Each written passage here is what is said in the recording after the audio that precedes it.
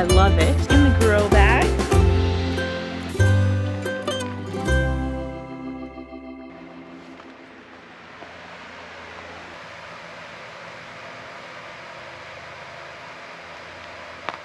Hello, welcome back to Sage and Stone Homestead. My name is Heather.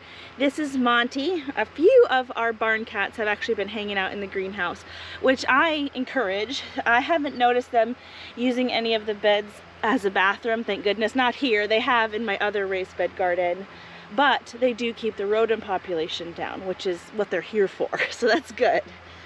One thing I really need to do in here is start the cleanup process. So as you can see, some of the plants that are here in the greenhouse did not survive a recent freeze that we had, and that's okay. All good things do come to an end, and what I'd like to do is take all the dead material off of the trellis here and lay it down back into the beds. It's actually my preferred clean out method for the garden, is to just feed the garden with the refuse or remnants of the garden. I had some peppers that did not make it through that freeze either, and you can see the fruit flies are kind of get to them.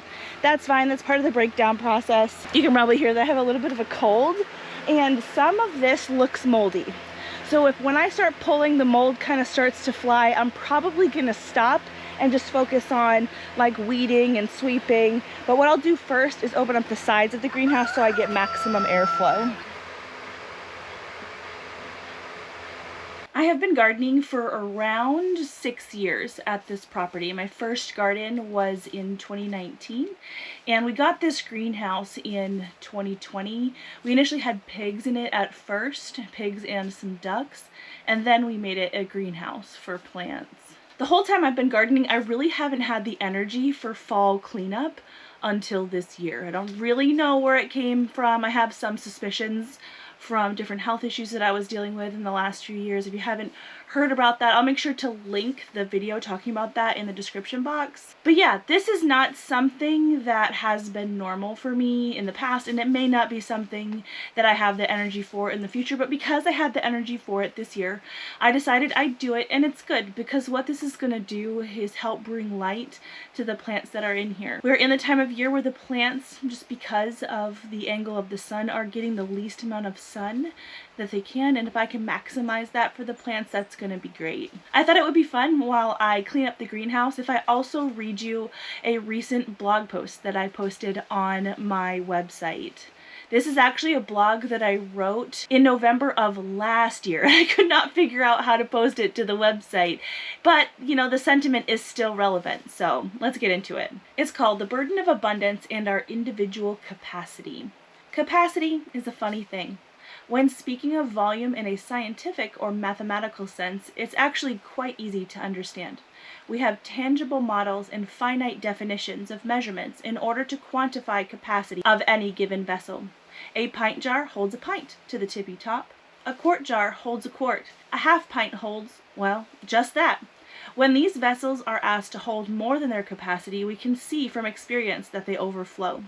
Contents that we intend to fill these jars with will spill out onto the counter, no matter how much we try to force the excess to fit. The glass walls simply will not give way to our enthusiasm, no matter how badly we want them to.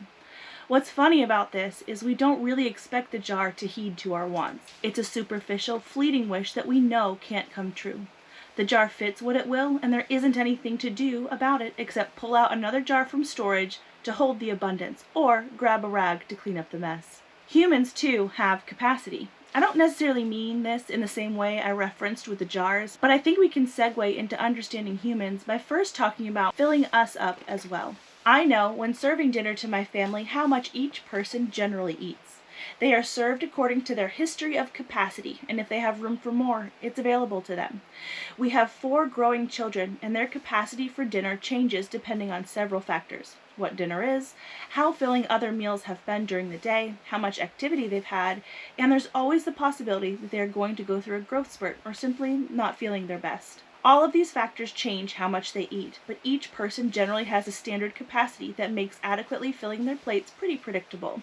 I do know that my husband has the ability to eat 3 times what our 7-year-old can, and this makes sense. Each individual has vastly different volume needs based on several factors that really are out of their control. This is easy to understand, and much like a quart jar versus the half pint, we don't expect anything different. So let's move on to a different type of human capacity that's not as simple to define. I have a dear friend that I am fortunate to get to spend face-to-face time with weekly. She is Amish and her name is Elsie. Elsie has been Amish and farmed her whole life. She's in her 40s. But still, like all of us, there are things that she does not know when it comes to growing and preserving a garden. A couple of years ago, an Amish circle letter went out. This is kind of like an email or a chain letter, but way more personal. And in this letter, they talked about how to plant and grow loofah. The letter came with a small packet of seeds and instructions about how to start the seeds indoors and to make sure to plant out after the frost and give them a strong trellis. A copy of this letter and a few seeds were given to me, and we planted loofah alongside our friends. If you've never grown loofah sponge before, they are a lot like those stories you hear about zucchini from places in which squash bugs do not exist. Before you know it, every bucket on the premises is filled to the brim. All the neighbors' porches are overflowing with the excess. Even the pig is turning up her nose because there are zucchini everywhere. That's loofah in our case. We planted just 2 loofah plants this year and have gotten well over 100 loofah sponges. 100 18-inch long sponges, and there are still dozens out on the plants since frost still has not settled in our garden in late November. Even small gardens can produce beyond the gardener's wildest dreams, and it can be very overwhelming trying to make sure that every last bit does not go to waste. A lot of people have this quality about them, and I don't think it's bad. It's good to be mindful about what we have. What I'd love to impress upon you, dear reader, is that none of this wildness would have existed without you and your need to steward you well too, and evaluate your capacity to manage abundance frequently. More on this later. The loofah seed exchange between friends happened 2 summers ago. My friend Elsie just told me this year, our 2nd year growing loofah, that last year their loofah plants grew so incredibly well. Unfortunately, when it came time to put broccoli and cabbage into their hothouse and cycle out the loofah, nobody in the immediate community knew how to process loofah into sponges while they're still green, so they had to throw all of it out into the compost to make space for fall plants.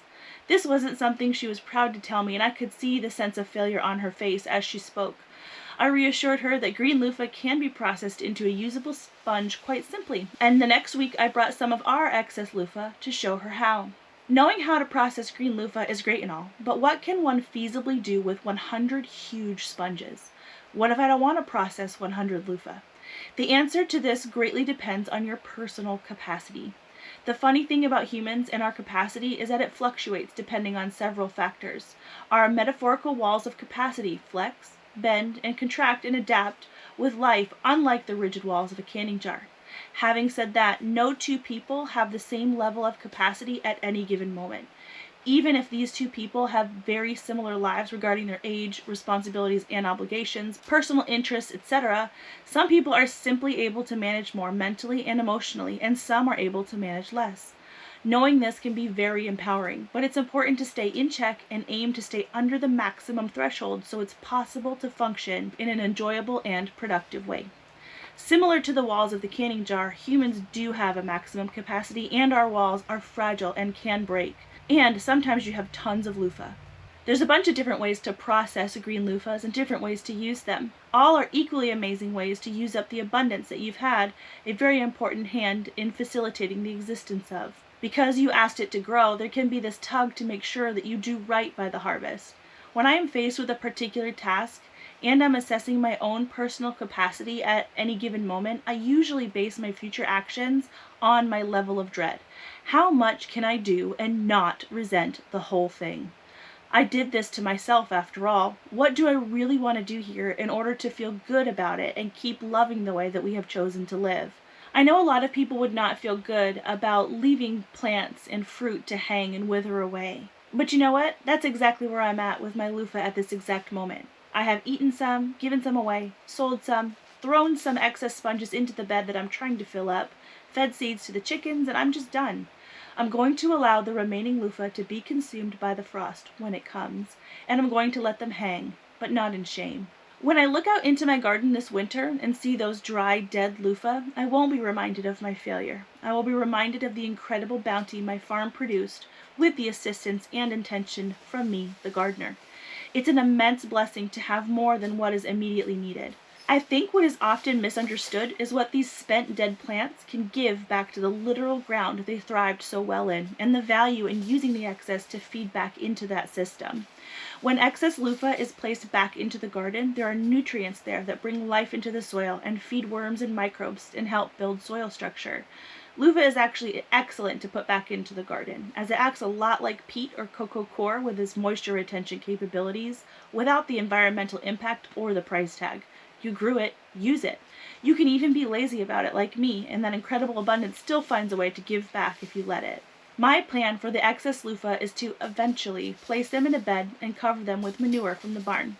By doing this, I'm closing the nutrient loop and helping our farm be more self-sustaining by relying far less on outside inputs. The loofah will break down and provide nutrients and return to us in a new form next year. It's actually incredible and very gracious if you think about it. It's like a neat way to hit pause and revisit the nutrients at a later date when I may have the capacity to do something different with them. Did you grow something you or your family ended up disliking? Do not force yourself to spend energy preserving it. Nutrition sitting on the shelf, not being eaten because nobody likes it, is not doing any good when it could be cycled back into the system, creating something you really enjoy. Give yourself this grace. This is where the capacity for more comes from. Humans are not like canning jars, as I've mentioned, but our capacity does have a tipping point, just like the jar has a rim where its walls and capacity end. If you are a canner, you are familiar with the concept of headspace. Headspace is a gap of airspace between the lip of the canning jar and the food within. This gap allows for the jar to seal well during the canning process. If headspace is not allowed, the contents of the jar will boil over onto the rim, preventing a seal, and the contents of the jar will spoil, if not reprocessed with proper headspace. When you establish the capacity that you have for something, remember not to run at peak capacity 24/7. It's not good for you. Give yourself some wiggle room or headspace so you can preserve yourself and continue to benefit those around you. Well, I'm not done, but we've made a good amount of progress on the archway here. And like I mentioned, that's going to really help give the maximum amount of light to the plants. My greenhouse is oriented south to north. The sun rises in the east and comes over the greenhouse and goes this way. So really in the afternoon, the plants that are over here don't get too much sun when there's a lot of stuff on the archway here, and then in the morning the plants that are over here don't get as much sun. But now they'll all get as much sun as they need, which I think is going to help some of these other plants that I have. I think that's part of why some of these are a little bit behind. This is some spinach. These are some beets that I have growing here. And I also have some kale down here that looks like maybe it could use a little bit more light, but I think they'll be all right. Most of the broccoli that we've been harvesting has come from this side. What I have done is actually snapped off the broccoli right here, and I've left the plants in because they are putting on little side shoots here that we can harvest later on, which is one trait that I really like about this broccoli variety. Not all varieties will put on a lot of shoots, most of them will, but this is the Green Magic hybrid broccoli. I love it. It grows nice big heads, and it doesn't mind if there is a lot of heat, which we've had a lot of heat this fall. It's been quite warm, especially here in the greenhouse. Look at that guy right there. Looks like I need to harvest again soon. They're not all coming to maturity at once, which is great, because I like to fresh eat the broccoli rather than preserve it. I actually haven't done a whole lot of preserving broccoli at all. This particular bed down here has some bug issues. There have been some aphids, which you can see right here. I have seen some harlequin bugs. Look at all those aphids right there. Oh my gosh, it's real bad. And look, there's even cabbage loopers. This particular bed has a lot of bugs. There are a few bugs kind of going back and forth between some of the adjacent beds, but for the most part, that bed is the bug bed. And something that I found really interesting was the broccoli in this bed, and this bed alone, was actually starting to flower. When it comes to broccoli, what we actually eat is really a small cluster, or actually a large cluster of very small flowers. And we eat it in its, immature state before the flower buds open. And when the broccoli is getting ready to flower, the little buds tend to separate, the cluster itself tends to elongate, and you can start to see a little bit more yellowing as the flower petals develop inside the little buds. And I took some pictures of the broccoli that I harvested out of this bed, and you can kind of see the different shape and the difference in color. And I think that this particular bed was flowering due to the stress of the bug pressure, and I find that very interesting. Broccoli will flower and go to seed when it has the stress of the heat on it, but in general, usually this time of year, it's not going to flower, but that was stressed enough to stress into flowering, and so I harvested all the broccoli out of this bed. But I am going to leave the plants in here as kind of a trap crop. Like, if this is the bed the bugs like, this is the bed where they can stay, and eventually it'll get cold enough where the bugs will die. I do have some lima beans hanging out over here still. I do need to come and harvest them, but for now they're okay. The lettuces are doing well in the grow bags. Our cabbage bed is doing really well. This here's a green cabbage, and they are starting to head up. It's not, quite dense yet, but it's thinking about it. And this here is a red acre cabbage, also starting to head up. Over here I have a cauliflower variety that I haven't ever grown into the fall before. I've just grown them in the springtime. You can see we're starting to get little heads down there. This one is kind of covered up, but there's a head down in there too. This particular cauliflower is the purple of Sicily cauliflower. So it has a really lovely purple color to it. You can kind of see that here on this little head that's coming in. The texture of it is a lot like the texture of broccoli, which is one of the reasons I like to grow it. This has performed well for me when other heirloom varieties of broccoli just have not. It tends to handle the heat that we have a little bit better. And so for a long time, I grew this cauliflower in place of broccoli. But see, we have this hybrid broccoli now that is doing quite well, and we're growing this just because it's beautiful. It is fun to have some beauty in the garden and on your dinner plate. The carrots from the rainbow seed tape that we planted together are doing well. I still am not quite sure that it's all ready to harvest yet. I'm getting some roots coming on, but I feel like they could get bigger. So I'm just leaving them for now. That there is a decently sized root, but we'll give it a little longer. I actually had a carrot volunteer in this grow bag over here, and that is starting to flower. That's what a carrot flower looks like. This one actually looks kind of funny. It's like folded over. This particular bag of carrots, the carrots are older. They've been hanging out in here for quite a while. I had some caterpillars take them out not that long ago, and all of the foliage did grow back. You can kind of see some remnants here. We do have some harlequin bugs. That's what these guys are. They are very pretty, but they're destructive.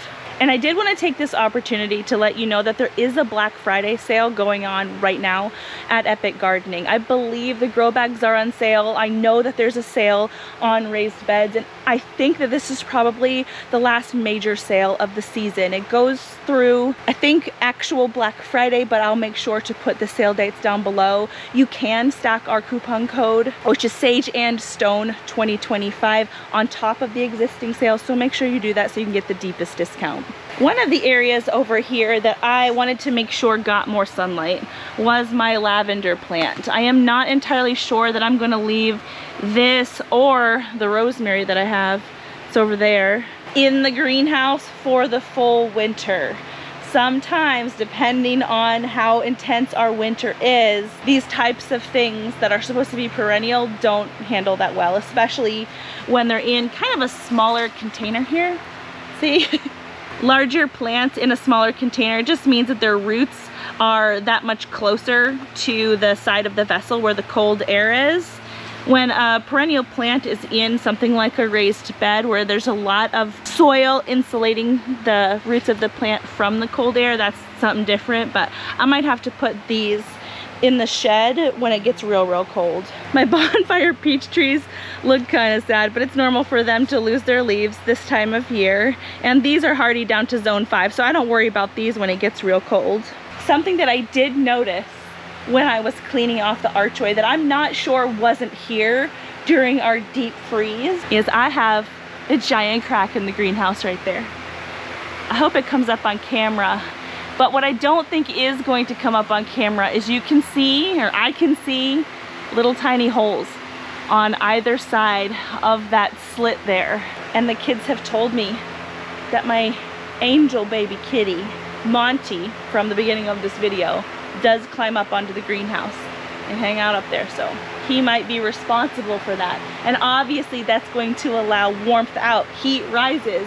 And that could also allow things like wind and snow in. I don't love that, so I'm gonna have to get my husband's help to patch that up soon. I think I need to order more greenhouse tape. But yeah, obviously there's still more work to do. I need to be cleaning up the million of tomatoes that are all over the ground. I just ran the irrigation in here yesterday, and so there's a lot of moisture on the ground, so I'm kind of trying to get this to dry up so things will be a little bit easier to sweep. I can sweep all that nutrition back into the bed and use those nutrients next year. And I've been doing a lot of thinking about what I'm going to do in this space next year. The whole reason we have a greenhouse at all is because we love brassica plants and would love a way to grow the things that we like eating year-round. We do have pretty mild winters here, and so in general, this greenhouse works pretty well and allows us fresh eating pretty much all year round. There's about a month's worth of time where we get a deep enough freeze that will kill everything in here, but that's fine. That allows me a little bit of time to reset the beds in here and gear up for spring. And so I've got spring on the mind right now because I actually have to start my springtime brassicas in December inside the house under lights, and so I've got to have that on the mind now. And so we'll see what happens. I will probably elect to grow much more of this broccoli. We are loving it.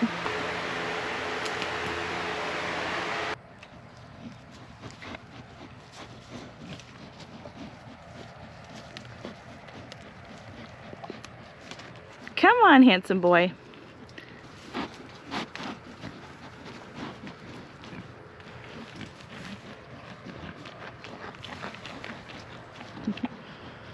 That's the garden update for you guys. Now, a reminder, I'm not gonna have a Friday video for you because we are starting Vlogmas in December. I will be posting a video every day from December 1st through the 24th, and I'm really looking forward to it.